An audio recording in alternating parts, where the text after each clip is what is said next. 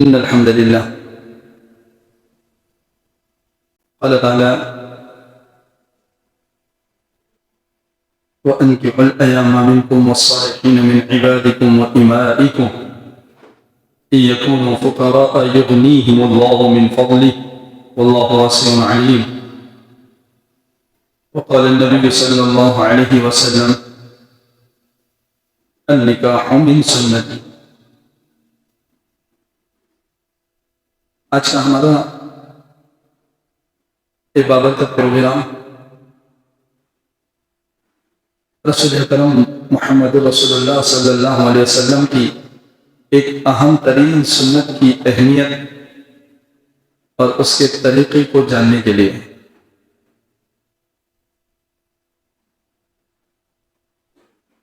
نکاح کا کوئی بھی پروگرام ہو، کوئی خطبہ نکاح ایسا نہیں ہوتا جس میں ایک حدیث بیان نہیں کی جاتی ہے، اور وہ حدیث ہے النکاح من سنتی. جب یہ بات طے ہو گئی کہ نکاح سنت ہے، پھر افسوس اس بات کا ہوتا ہے کہ ہم اس کو سیکھنے کی کوشش کیوں نہیں کرتے، اس کو جاننے کی کوشش کیوں نہیں کرتے.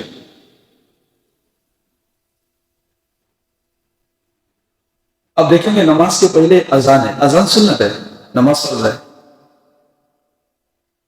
اسی طرح جتنی بھی ایسی چیزیں آپ کو ملیں گی کہ جو فرض ہے اس کے پہلے کچھ نہ کچھ سنتیں ہیں. تو نکاح ہے تو سنت، لیکن اس کے بعد کی زندگی مکمل کے مکمل ایک فرض ہے. جیسے بیوی کے شوہر پر حقوق فرض ہے، شوہر کے بیوی پر حقوق فرض ہے.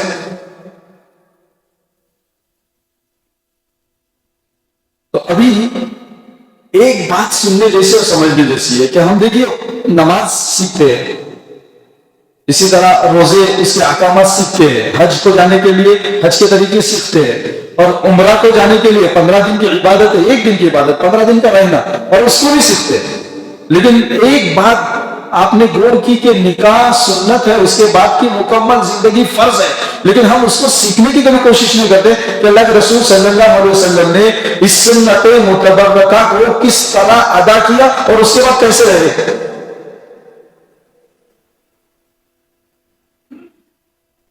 لہذا سب سے پہلے ہم ایک چیز کو سمجھیں گے، اور وہ چیز یہ ہے کہ ہمیں اس چیز کو سیکھنا ہے اور سیکھنے کی ضرورت ہے. Family first guidance.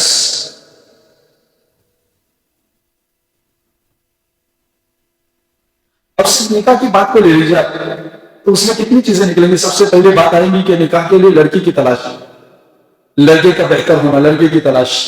پھر اس کے بعد آئیں گی آپ کی منگنی، پھر اس کے بعد آئے گا نکاح، پھر اس کے بعد آئیں گے نکاح کے بعد کی زندگی، پھر اس کے بعد آئیں گی میاں بیوی کے حقوق، پھر اس کے بعد آئیں گے اولاد کی تربیت، پھر اس کے بعد بات آتی ہے کہ آپسی معاشرت کی زندگی، پھر اس کے بعد آتی ہے گھریلو زندگی. اتنے امور ہیں کہ ہم اس میں سے ایک بھی سیکھنے کی کوشش نہیں کرتے.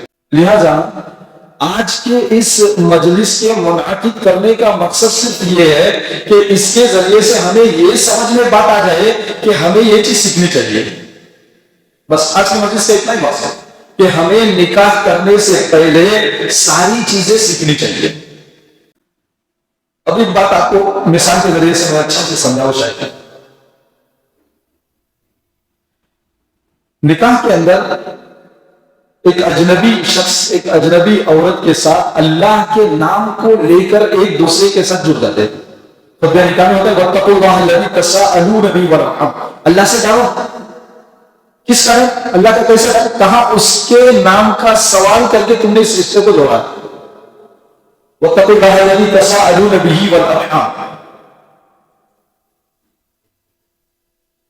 تو یہ نکاح، یہ رشتہ، یہ گھریلو حالات ہمارے یہ سیکھنے کی اس وقت ضرورت کی محسوس ہو رہی ہے. حالانکہ اللہ کے نبی صلی اللہ علیہ وسلم کے دور سے اس کی تعلیم ہو رہی ہے، لیکن یہ تعلیم ابھی ایسی ختم ہو گئی کہ اس کو ہم نے رسم و رواج کے طور پر رکھ دیا. بھی نکاح کرتے ہیں، تمام مذاہب کے لوگ نکاح کرتے ہیں، ویسے ہم بھی نکاح کرتے ہیں، لیکن ان کے نکاح اور ہمارے نکاح میں فرق کیا ہے؟ ہمارا نکاح عبادت ہے، ہمارا نکاح سیکھ کر ہوتا ہے، ہمارے نکاح پھر نبی کریم صلی اللہ علیہ وسلم کے طریقے کے ساتھ نبھایا جاتا ہے. اب دیکھیے دنیا میں ہم آپ سے سوال کریں گے کہ آپ بتائیے کہ دنیا میں سب سے پہلا رشتہ کون سا ہے؟ سب سے پہلا رشتہ جو اللہ رب العزت نے دنیا میں بنایا، تو آپ ایک ہی بات کہیں گے کہ سب سے پہلا دنیا میں وجود میں آنے والا رشتہ یہ میاں بیوی کا رشتہ ہے. ماں ہے، باپ ہے، بھائی بہن ہے، یہ چچا پھوپھا خالہ، یہ سارے رشتے بعد میں آئے. پہلا رشتہ میاں بیوی کا، اور یہ رشتہ وجود میں بھی آیا جنت میں، دنیا میں. اب دیکھیں گے کہ یہ رشتہ جنت میں اللہ رب العزت نے اس کو وجود میں لایا. حضرت سیدنا آدم علیہ السلام تنہا تھے، پوری جنت کی رونقیں میسر تھی، فرشتوں کے درمیان تھے، ساری آرائش اور نعمتیں تھی، لیکن اس کے باوجود جنت کی تنہائی جب کھانے لگی تو اللہ رب العزت نے آدم کے ہی بائی فصلی سے حوا کو پیدا کر کے جنت میں آدم کے لیے ایک ساتھی اور زندگی کا بہترین سفر حیات بنا دیا، اور زندگی بہترین انداز میں جنت کے اندر چلنے لگی. پہلا رشتہ ایسا ہے جو جنت میں بنا، دنیا میں سب سے پہلے بنا. اچھا رشتہ نازک بھی بہت ہے.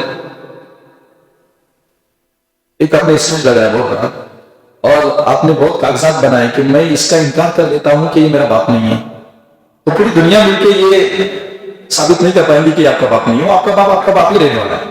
جو سگے بھائی ہے زبان سے روز کہتے کہ ہمارا رشتہ ٹوٹ گیا، ہم بالکل آپس میں بھائی نہیں، لیکن ان کا رشتہ رہے گا.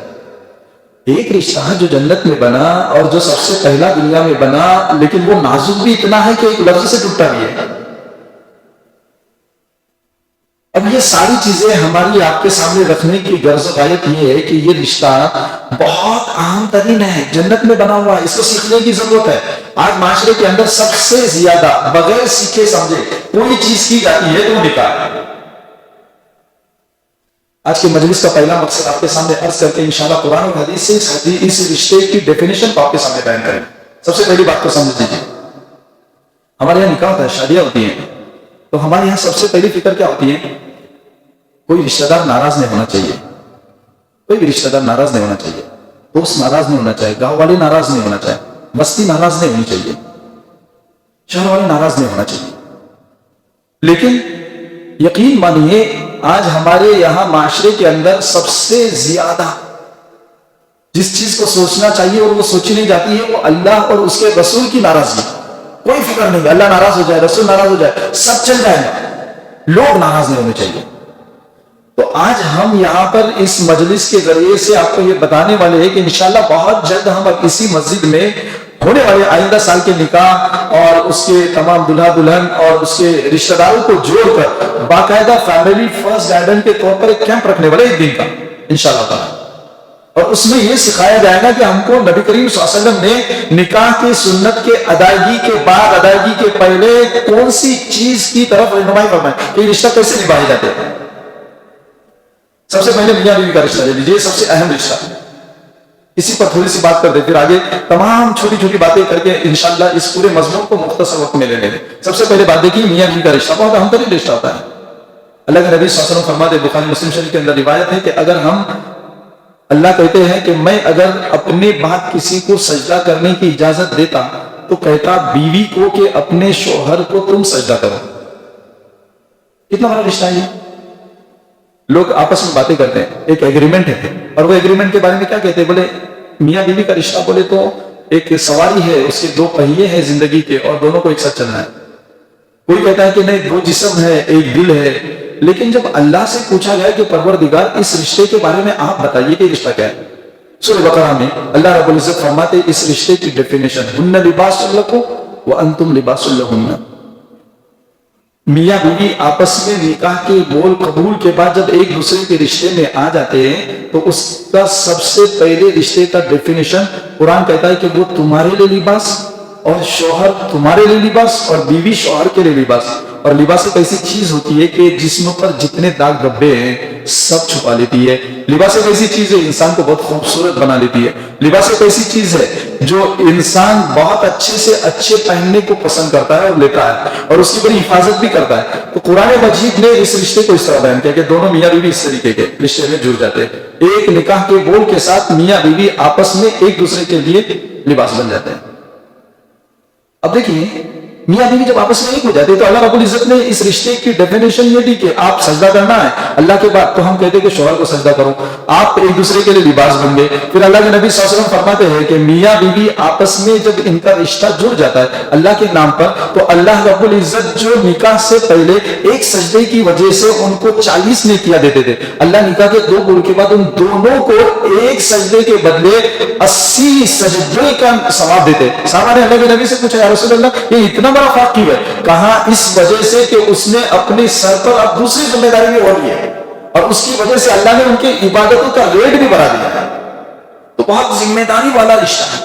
اب اس ذمہ داری والے رشتے کے پہلے ہم اپنے بچی کو سمجھائیں گے کیسے کہ بیٹا تمہارا نکاح ہے، تمہاری شادی ہونے والی ہے، اگلی زندگی کیسے گزارنی ہے، قرآن کیا کہتا ہے، حدیث کیا کہتی ہے، نبی کریم صلی اللہ علیہ وسلم کیا کہتے ہیں، اس کو سیکھنا چاہیے۔ لیکن افسوس کا مقام ہے آج ہم اپنے معاشرے کے اندر شوہر اور بیوی ایک دوسرے کو سب سے پہلا دینے والا گفٹ موبائل ہوتا ہے، اور وہ زہر ہے۔ سب سے پہلا گفٹ موبائل۔ اور قرآن اور حدیث کی روشنی میں جب ہم صحابہ کی زندگی دیکھیں گے، سیدنا علی رضی اللہ تعالیٰ عنہ، ان کا جب بیوی فاطمہ کے ساتھ نکاح ہو رہا تھا کہ اللہ کے رسول صلی اللہ علیہ وسلم نے کہا کہ علی تم فاطمہ کو کیا دینے والے ہو؟ کہنے لگے میرے پاس تو کچھ بھی نہیں ہے رسول اللہ، میں غریب گھر کا ہوں، اور میرے پاس ایک لوہے کی انگوٹھی ہے، اس کے علاوہ کچھ بھی نہیں ہے۔ رسول اکرم صلی اللہ علیہ وسلم نے کہا تمہیں بہترین قرآن پڑھنے آتا ہے؟ کہاں آتا ہے؟ ایک کام کرو تم فاطمہ کو بہترین قرآن سکھاؤ، اس کو بہترین قرآن پڑھنے کا سکھاؤ، قرآن کی تعلیم دو۔ یہ پہلا ہدیہ، پہلا گفٹ۔ اب اپنے کو ان سب چیزوں پر بات کرنی نہیں، اتنا وقت بھی اپنے پاس نہیں، ورنہ میں آپ کے سامنے ان رسومات پر بھی بات کرتا۔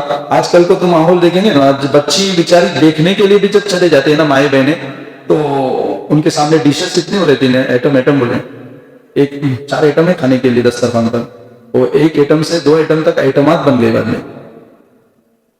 اور وہ ساتھ میں بچی کے جب باپ ماں جمع کر کے سامان دیتے نا، تو پہلے اس کو دہیج بول دیتے، اب وہ جہاز ہو گیا ہے۔ ہم ایک بات بہت سچی سماج میں کرتے ہیں کہ آج لوگ روتے ہیں کہ عورتیں مظلوم ہیں، لیکن سچ یہ ہے کہ عورتیں عورتوں کی دشمن ہیں، اس کو ماننا پڑے گا۔ اسی لیے آپ دیکھیں گے جتنے بننے والے رشتوں میں تکلیفیں ہوتی ہے تو بہو کو ساس کی ہوتی ہے، سسوں کی بہت کم رہتی ہے۔ دیکھیے معاشرے میں آپ آخر بالکل کھول کر دیکھیے، اگر بیچارے ماں باپ پریشان ہیں بچے کے تو کس کی وجہ سے؟ تو بہو کی وجہ سے، ایسا بھی ہوتا ہے۔ تو پتا چلا معاشرے میں سب سے بڑا کردار جو ہے وہ عورت کا، لیکن اس کردار کے اندر اگر عورت نے دین کو سیکھا ہی نہیں ہے تو بڑی مشکل کے حالات ہے۔ اس لیے ہم اس نکاح کے عنوان کے ذریعے سے آپ کو پہلی بات یہ سمجھانا چاہتے ہیں کہ نکاح سنت نبوی ہے، اللہ کے رسول صلی اللہ علیہ وسلم کی سنت ہے، اس کو سیکھنا چاہیے اور سیکھ کر ادا کرنا چاہیے۔ رسول اکرم صلی اللہ علیہ وسلم نے گھریلو حالات اور زندگی کے ذریعے سے اس رشتے کو سمجھایا ہے۔ ابو بکر صدیق رضی اللہ تعالیٰ عنہ اللہ کے نبی صلی اللہ علیہ وسلم کے سسر ہیں، ماں عائشہ رضی اللہ تعالیٰ عنہ کے والد صاحب ہیں۔ عائشہ نے ایک مرتبہ پوچھا کہ یا رسول اللہ تم کو پورے مردوں میں سب سے زیادہ پسند کون ہے؟ اللہ کے نبی صلی اللہ علیہ وسلم نے فرمایا، بخاری شریف کے اندر روایت ہے کہ عائشہ مجھے نا سب سے زیادہ پسند آپ کے ابو ہیں، صدیق اکبر، سب سے زیادہ پسند مجھے اچھے لگتے ہیں مردوں میں، سب سے زیادہ اللہ کے قریب اگر میرے بات کوئی ہے تو اس کا درجہ ہے وہ صدیق اکبر۔ اب آپ نے اس کو صرف سنا اور یہ سمجھا کہ صدیق اکبر کا درجہ بڑا ہے، لیکن اگر آپ نے اپنے بچوں کو تعلیم دی، دین سکھایا، موٹیویشن کیا، فرسٹ فیملی گائیڈنس کے ذریعے سے سمجھایا کہ دیکھو جب آپ کسی کی بچی نکاح کر کے اپنے ساتھ لے کر آتے ہو تو ایک کام ضرور کرنا، اس کے ماں باپ کو برا مت بولنا۔ دیکھو یہاں پر ماں عائشہ صدیقہ رضی اللہ تعالیٰ عنہا کے پاس جب سوال کیا ہے ماں عائشہ نے نبی کریم صلی اللہ علیہ وسلم سے، تو نبی کریم صلی اللہ علیہ وسلم نے کہا کہ آپ کے والد مجھ کو سب سے زیادہ پسند ہے۔ کہتے ہیں اس ایک جملے کے بعد سیدہ صدیقہ رضی اللہ تعالیٰ عنہا نے رسول پاک صلی اللہ علیہ وسلم کی اتنی خدمت کی کہ رات صبح شام نبی کے کھانے پینے کپڑوں کی فکر، اور وجہ سے تھی کہ شوہر نے اپنی بیوی کے باپ کی اور ماں کی تعریف کی، بس اور کچھ نہیں۔ ہمارے یہاں کیا مزاج ہوتا ہے، جیسے گھر میں شوہر چلا آتا ہے تو سب سے پہلی بیوی جو لفظ ادا کرتی ہے بچی وہ یہ کہ تمہاری ماں ہے نا ایسی ہے, تمہارے باپ ایسے ہیں.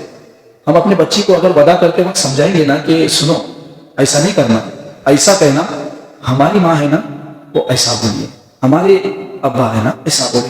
اگر ہم نے ایک لفظ کی تبدیلی کی تو نکاح میں بہت خوبصورتی آئیں گی, ہمارے گھریلو معاشرے کے اندر بہت خوبصورتی آئیں گی. صرف ایک لفظ کی تبدیلی ہے, صرف ایک لفظ.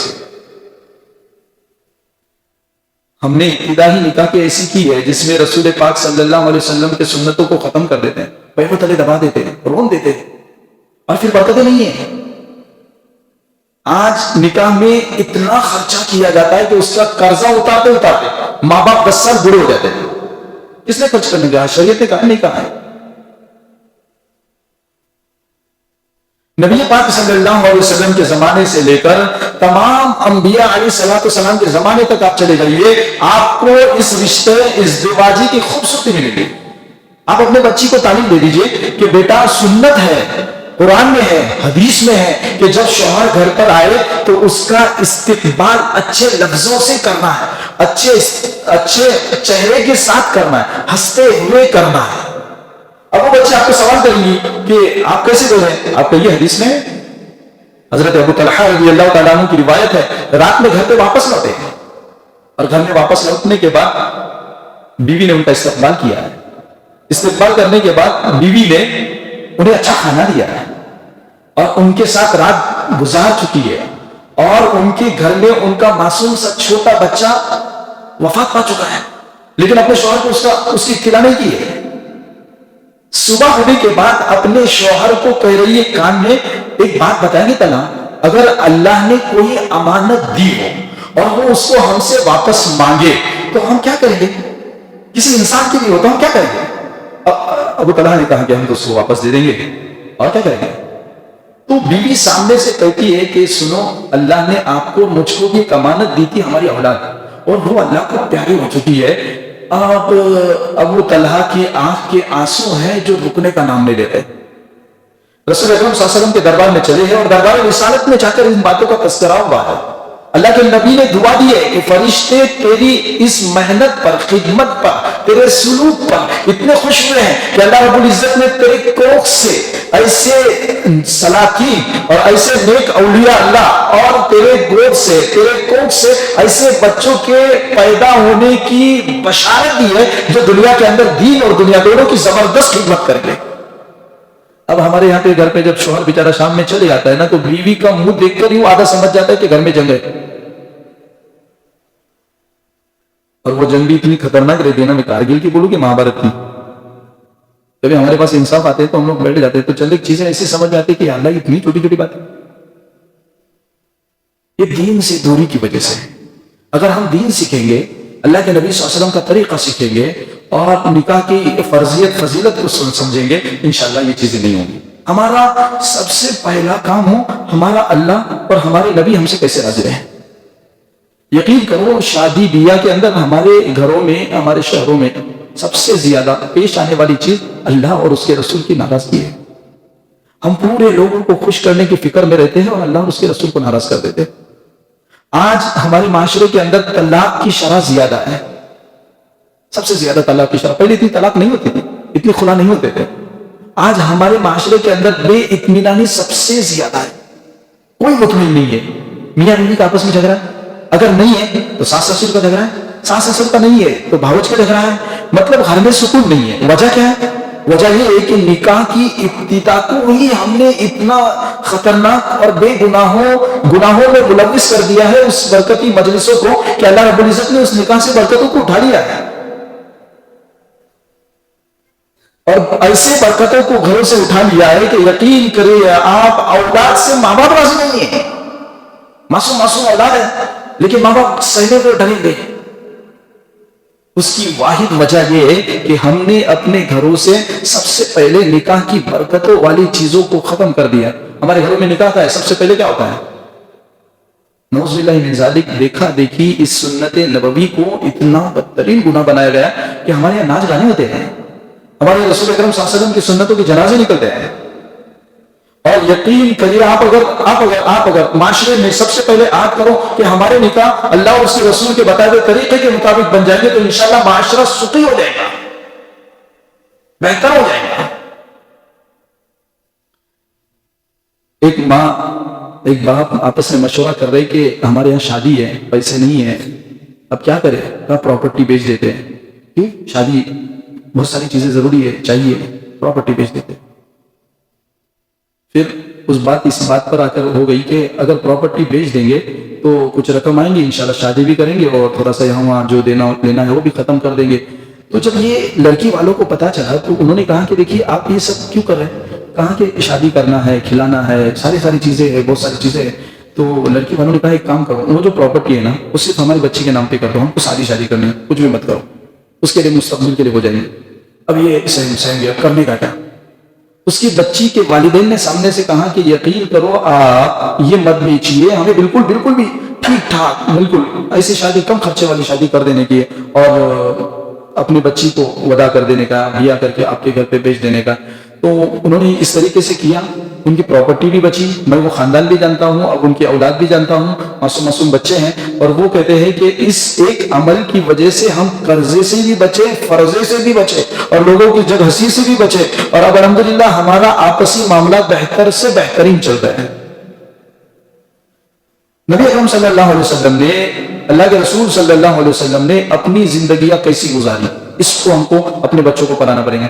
اللہ کے رسول صلی اللہ علیہ وسلم کی بیوی خدیجہ تھی، ان سے ساری اولاد تھی. زینب بھی تھی، اتفاق سے ان کے شوہر ایمان نہیں لائے تھے اس وقت تک، اور وہ قید ہو گئے، اور ان کو چھڑانے کے لیے جب مدینہ میں صحابہ وغیرہ نے سب، اللہ کے نبی نے قیدیوں کو چھڑانے کے لیے ٹیکس مانگا، ان سے جزیہ مانگا، فدیہ مانگا، تو سب نے اپنے اپنی اعتبار سے دے دیا. اور عمرو بن عاص کی جب حضرت عمر کی جب فدیے کی دینے کی باری آئی تو انہوں نے وہ زیور جو خدیجہ نے دیا تھا وہ دے دیا، اور وہ زینب نے بھیج دیا کہ میرے شوہر کو چھوڑیے قید سے، انہیں رہا کر دیجئے اور یہ لے لیجئے.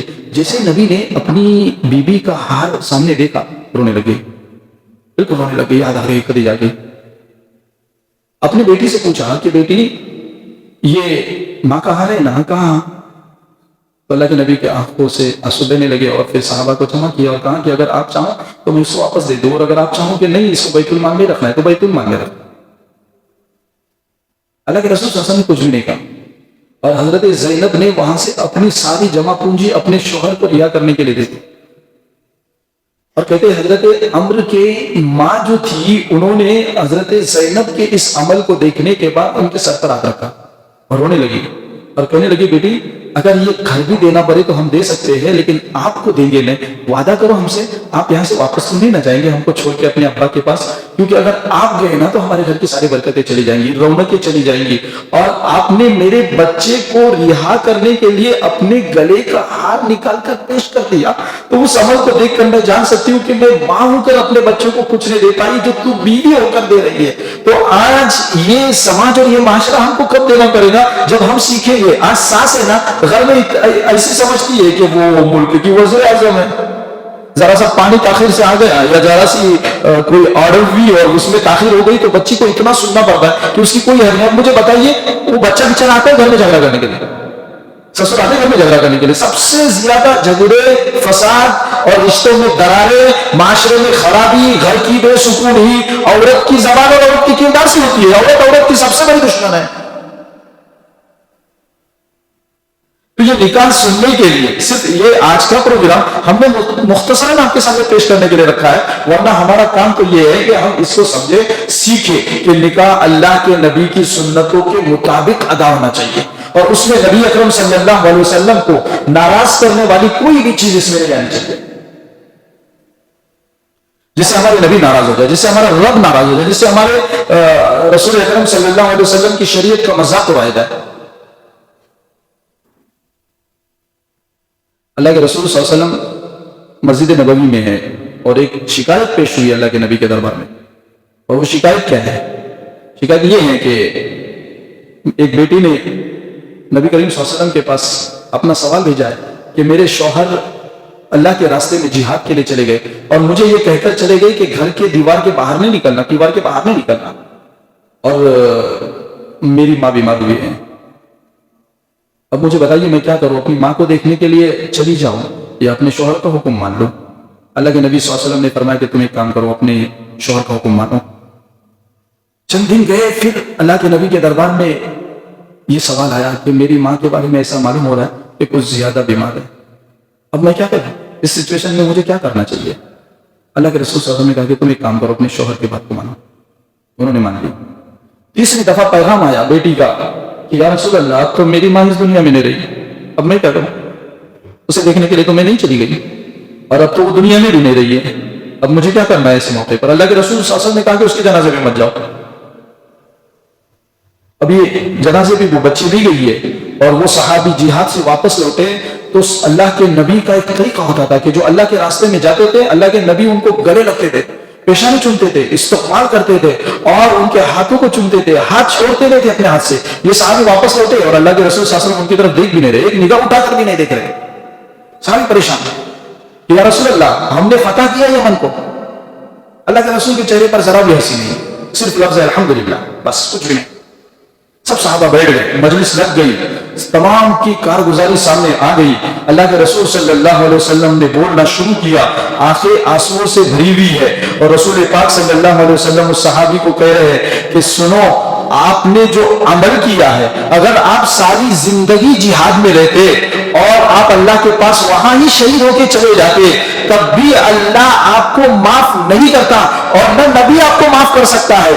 آپ نے اپنی بیوی پر جو شرط لگائی تھی وہ ظلم تھا, وہ اللہ کا قہر تھا, وہ آپ کی ایک غاضبانہ شرط تھی. آپ نے اتنی زبردست شرط لگا دی تھی کہ اگر اس کی کرواہٹ کو دنیا کے تمام فنوں میں ڈال دیا جائے تو وہ کروے ہو جائے. لہذا سن لو, نہ نبی تمہاری طرف محبت کی نگاہ سے دیکھے گا, نہ نبی اپنا ہاتھ ملائے گا, نہ نبی تمہاری پیشانی کو چومے گا, یہاں تک کہ تم اپنی بیوی کو دربار رسالت میں لے کر آؤ. وہ صحابی گئے اور اپنی بیوی کو دربار رسالت میں لے کر آئے. اللہ کے رسول صلی اللہ علیہ وسلم رو رہے اور بچی سے کہہ رہے کہ بیٹا, تم نے جو اپنی شوہر کی اطاعت اور تابعداری کے لیے قربانی دی ہے, اللہ رب العزت نے اس کی وجہ سے تمہاری ماں کی مغفرت کر دی ہے. وہ بغیر حساب کتاب کی جنت میں چلی گئی ہے, اور میں اس کے جنت میں گھومنے کو دیکھ رہا ہوں, اور تمہاری ماں تمہارے نام لے لے کر جنت کے محل میں سیر کر رہی ہے کہ میری بچی کی اطاعت اور فرما برداری کی وجہ سے اللہ رب العزت نے میری مغفرت کر دی, میری بخشش کر دی, اور مجھے بخشایا کر دیا, اور مجھے جنت کی نعمتوں میں پلے پالنے کا موقع نصیب کر دیا.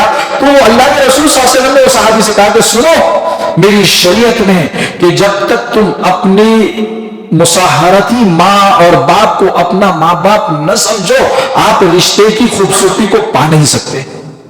ارے کتنی بہترین تربیت کی کہ کہا کہ جب تک تم اپنے ساس اور سسر کو اپنا ماں باپ نہ سمجھو, آپ اسلام کی خوبصورتی کو پا نہیں سکتے.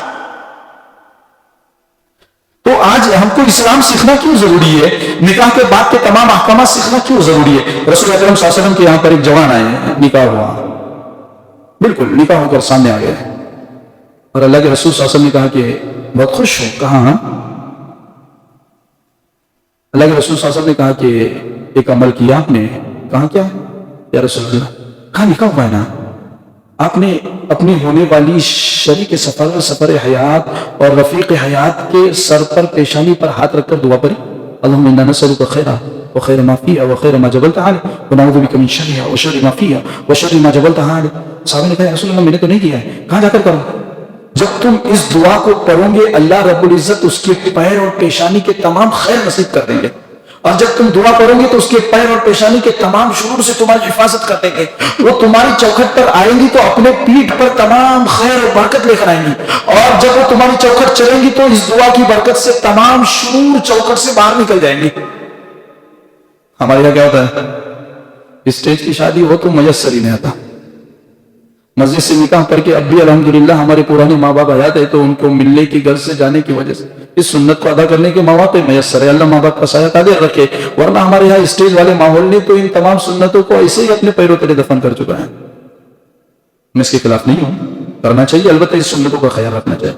بہرحال یہ ایک چیز تھی, اس کے علاوہ بے شمار چیزیں ہیں, ایسی دعائیں ہیں. اللہ کے نبی صلی اللہ علیہ وسلم نے فرمایا کہ شیاطین اور خطرناک قسم کے جنات آپ کے ساتھ رہ کر آپ کی زندگی کو تباہ کرنا چاہتے ہیں. لہذا تم دعا کا سہارا لو, وضو کا سہارا لو, تم بہترین زندگی بسر کرو گے. اولاد نیک ہوگی, گھر میں برکت ہوگی, بیماریوں سے محفوظ اولاد پیدا ہو جائیں گی, بہترین اولاد پیدا ہو جائیں گے.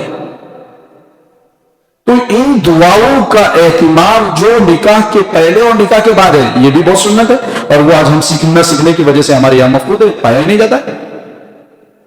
ایک چھوٹی سی بات، اس جمعہ میں ہم نے یہاں پر ہمارے مرکزی جگہ پر ایک بہت اچھی بات کی تھی۔ ایک بچی تھی، سعید ابن مسیب بہت بڑے اللہ والے ہیں، ان کے پاس چلی گئی اور اس نے کہا کہ سنو، مجھے نا میرے سانس سے بہت تکلیف ہے اور میں اس کو مارنا چاہتی ہوں، میرے کو زہر دے دو۔ یہ حکیم تھے، ڈاکٹر تھے اس زمانے میں۔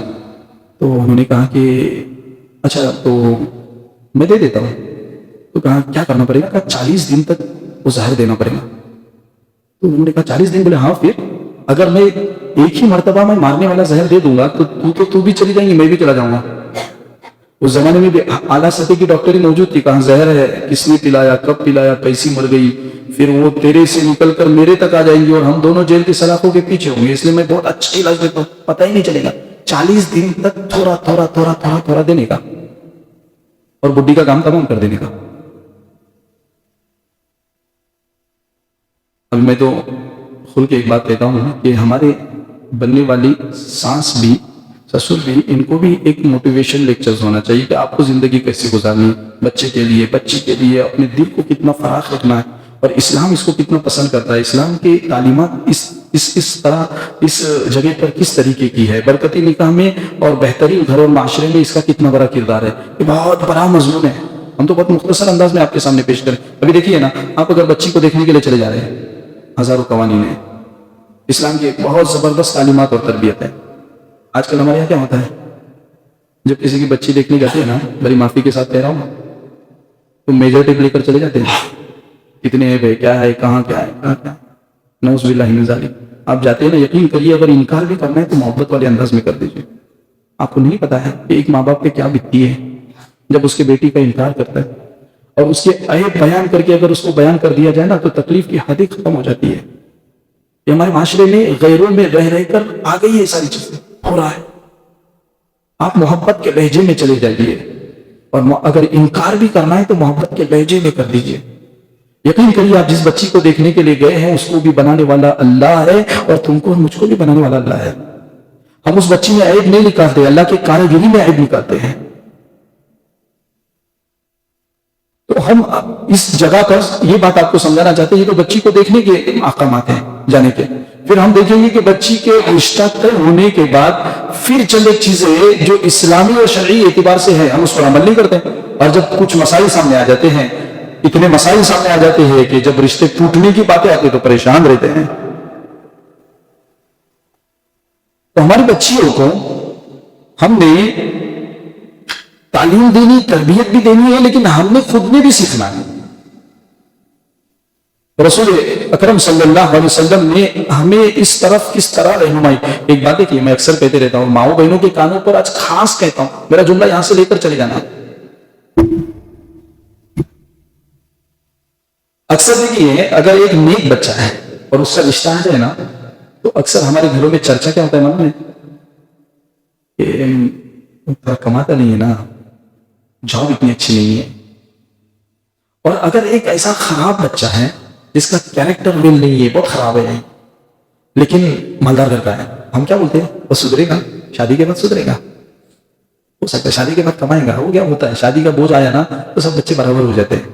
یہ دیکھیں، ہماری دگلی پالیسی دین کے ساتھ ہے کہ ہم لوگ ایک مطلب تربیت کے خراب بچے کو ایکسپٹ کرنے کو تیار ہو جاتے ہیں صرف مال کی بنیاد پر کہ وہ سدھر جائے گا، لیکن ایک غریب بچہ ہے لیکن نیک ہے، پڑھائی اچھی کیا ہے، اور اس کا پیغام ہے تو یہ کہہ کر کہ جاب نہیں ہے، اس وقت حالات، ان کا گھر نہیں ہے، حالات اتنے اچھے نہیں ہے، اس کو ہم لوگ کیا کرتے ہیں، ختم کر دیتے ہیں۔ اب مجھے بتاؤ، جو رب اس بچے کو شادی کے بوجھ کے بعد کیریکٹر اچھا کرنے پر قادر ہے، وہ رب غریب کو امیر بنانے پر قادر نہیں ہے۔ قرآن مجید کہتا ہے کہ نکاح آپ 4 بنیاد میں سے سب سے زیادہ دین کی بنیاد پر کرو، فاصبر بذات الدین، دین کو دیکھ کر کامیاب ہو جاؤ۔ بڑی زمانیہ، بڑی مالیہ، ولی حسبیہ، ولی دینیہ، فاصبر بذات الدین، دین کو دیکھ کر کامیاب ہو جاؤ۔ ہم نے کیسے اتنے نکاح دیکھے ہیں، اتنے رشتے دیکھے ہیں کہ بچے کی شادی کے وقت بچے کے پاس کچھ بھی نہیں ہے، لیکن اللہ رب العزت نے نکاح کی برکت سے نواز دیا۔ تو بہرحال آج کا ہمارا عنوان سب سے اہم ترین لفظ سمجھنے کا ہے، وہ ہے النکاح من سنتی۔ نکاح اللہ کے نبی کی سنت ہے، عبادت ہے، اور جب عبادت ہے تو اس کو عبادت کی طرح ہی کرنا چاہیے۔ عبادتوں سے ہٹ کر اگر اسے رسومات اور نعوذ باللہ ہم شیطانی خیالات کی زد میں لے کر جائیں گے، اللہ برکتیں چھین لیں گے۔ ابھی تو میں الحمدللہ اپنے معاشرے سے بولتے بولتے بہت ساری چیزیں ایسے ہی ختم ہو گئی، ورنہ ایک زمانے میں ہم دیکھتے تھے کہ وہ ناریل پھوڑنا، وہ چوراہوں پر پھوڑنا، وہ جگہ جگہ پہ پھوڑنا، میں تو کبھی سوچ میں پڑتا تھا کہ یہ ناریل میں طاقت کیا ہے، پتہ نہیں، نعوذ باللہ من ذالک۔ اللہ سب کچھ کرتا ہے، اس میں برکت ڈالنے والا اللہ، اس میں نکاح میں اللہ رب العزت کی طرف سے رحمت ہوگی، برکت ہوگی تو اللہ نبھائے گا۔ اور اگر آپ ہزاروں چیزیں کریے لیکن اللہ نہیں چاہ رہا ہے، کبھی بھی غلط طریقے سے آپ اس میں برکتیں نہیں ڈھونڈ سکتے۔ لہذا آج کے ہمارے اس پروگرام کا اصل عنوان ہے، جو شاید آپ سمجھ جاؤ، وہ یہ ہے کہ نکاح نبی کریم صلی اللہ علیہ وسلم کی سنت ہے، اور سنت کا مطلب عبادت ہے، اور عبادت کا مطلب اس کو سیکھنا ہے، اور سیکھنے کا مطلب کہ رسول اکرم صلی اللہ علیہ وسلم نے اپنی پوری زندگی کس طریقے سے گزاری اس کو سیکھنا ہے۔ اللہ کے نبی صلی اللہ علیہ وسلم گھر میں پیاس لگی ہے، اور حضرت عائشہ رضی اللہ تعالیٰ عنہ سے کہا کہ مجھے پیاس لگی ہے، پانی لا کر دے دیجیے۔ انہوں نے پانی لایا۔ اچھا، یہ مسند احمد کی صحیح ترین روایت ہے۔ پانی لایا، پانی لانے کے بعد اللہ کے نبی نے کہا کہ بہت شدت کی پیاس ہے، لیکن کہا عائشہ تم پیو۔ عائشہ کہنے لگی یا رسول اللہ ہم نے تو آپ کے لیے لایا ہے، آپ کیسے ہیں؟ کہا نہیں، ایک گھونٹ لو نا، لے لیا۔ پھر اللہ کے نبی نے کہا کہ عائشہ تم بتاؤ تم نے کہاں سے پیا ہے؟ عائشہ رضی اللہ تعالیٰ عنہا مسکرانے لگی اور کہنے لگی یہاں سے ہے۔ اللہ کے رسول صلی اللہ علیہ وسلم نے اپنے نبوت والے وہی والے ہوٹ وہیں رکھے، وہیں سے پیا، اور کہنے لگے عائشہ تمہیں پتا ہے کہ تم نے جہاں سے پیا ہے، جبرائیل جہاں پر نازل ہوتے ہیں وہیں لے کر اترتے، ان ہوٹوں نے بھی وہیں لگ کر پانی پیا ہے۔ تم میرے شریک سفر ہو، تمہارے بغیر جینا بھی مشکل، مرنا بھی مشکل، تم ہو تو سب ہو، کیا تکلیفیں بہت آسان ہے۔ پانی کا ایک گلاس پیتے وقت بھی آپ کے ساتھ مل بانٹ کر پینے میں بڑا لطف اور بڑا مزہ ہے۔ آپ اپنے بچوں کو اس طریقے سے تربیت دے دیجئے کہ بیٹا کسی کی بچی لے کر آئے ہوں، کوئی بلی، کوئی پلا، کوئی چھوٹا سا پرندہ اٹھا کر نہیں لائے ہو، کسی کے ماں باپ نے 22 سال تک پال کر ایک اللہ کے نام پر آپ کو دے دیا ہے، اس پر ظلم مت کرنا، اس کی خوشامد چھیننا، اس کو تانا مت دینا، اس کو محتاج مت سمجھنا گھر میں۔ آپ کو فرض ہے، آپ کے پاس بچے ہیں تو آپ یہ مت سمجھیے کہ ہم مالک ہیں۔